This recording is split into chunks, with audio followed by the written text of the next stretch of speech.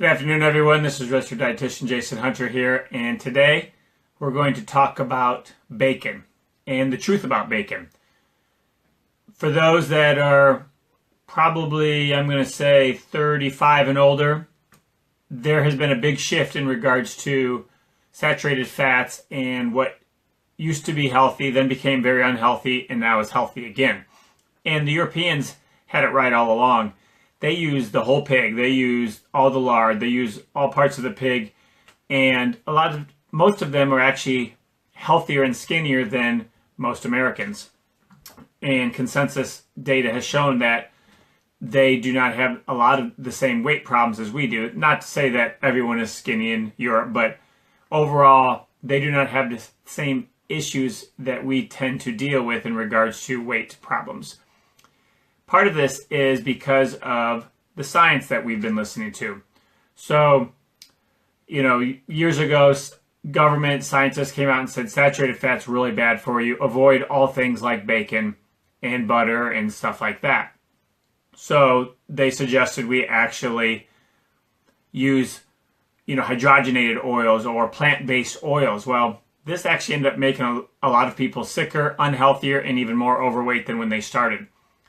Now science is turning back around because of other revelations and other things that they've studied. They realize they made a mistake, and those saturated fats are really not as bad as we once thought they were. If you remember the days of I can't remember the name of them, they were cookies and stuff that all touted fat-free, right? Well, all they were loaded with sugar. That was during that craze of avoid fats, avoid saturated fats, you're going to die, you're going to ruin your cholesterol, have heart attacks, this and that.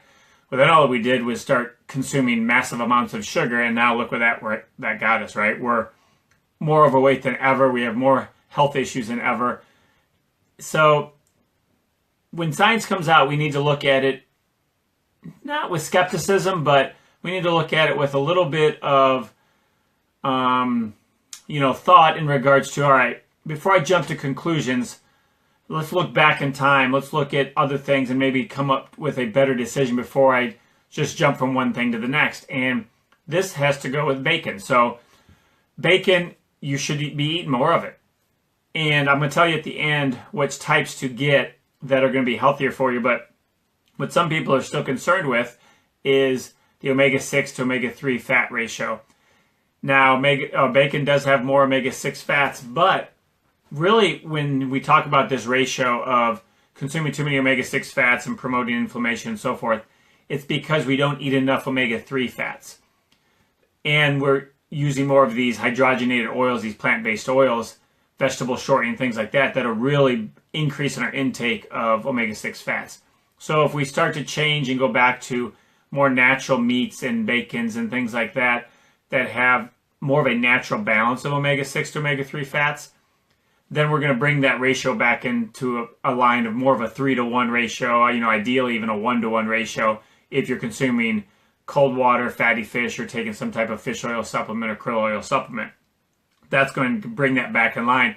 And then you don't have to worry about consuming omega-6 fats because those are actually essential oils. We do need omega-6 fats. We don't need as much that we consume in our modern diet, but that's also because we consume so many hydrogenated oils, trans fats, vegetable-based oils and things like that. So, we can put that concern to rest when it comes to what happens if I start eating more bacon. And now I'm not saying you eat bacon 7 days a week and you eat half a pound of it every single day. But don't be afraid to enjoy some real bacon. And I'm not even talking about turkey bacon because a lot of times if you look at turkey bacon, it's filled with a lot of different preservatives and other ingredients that really may not be quite as healthy for us as we think they are. So go for the real stuff. Enjoy your bacon. Avoid more of these vegetable-based oils, things like that. Saturated fat's not going to harm you like we used to think it did. And that's again where that science has evolved some, where we thought saturated fat, we're going to have heart attacks and we're going to die and have our cholesterol go through the roof. Well, a lot of research now is showing that probably wasn't quite as accurate as we once thought it was. And natural saturated fats in moderation actually do have some benefits to our overall healthy body. So again, consume bacon. Don't feel afraid that, oh, I can't eat bacon. It's going to be horrible for me. But again, don't consume it every single day of the week. Don't eat half a pound of it, but enjoy it, just like anything else. The other thing that I put in this post here was a little bit of facts on the saturated fat or lard that bacon comes from versus vegetable oil and vegetable shortening and so forth in regards to trans fats and some of the damage that it has caused to our body. So take a look at that, as well as a link that I put in this post on another Mythbuster, and it's butter. So we have another great article on the truth about butter. Again, it's kind of along the lines of bacon, where we were, avoid this, avoid it, it's going to kill you. And all of a sudden, everyone's like, oh, well, maybe butter's not so bad, right? And maybe really these trans fats that we came out with in our substitute butter is actually causing more health problems than we once thought. So, hey, go back to eating butter, right? So go check that article out and learn what science is now discovering in regards to butter. Again, I think you're going to find it enlightening in regards to just like we talked about with bacon. But leave me a comment, ask me a question about it if you have any questions after reading that article or any of the information here about bacon. I'd love to answer your questions and help you out with that.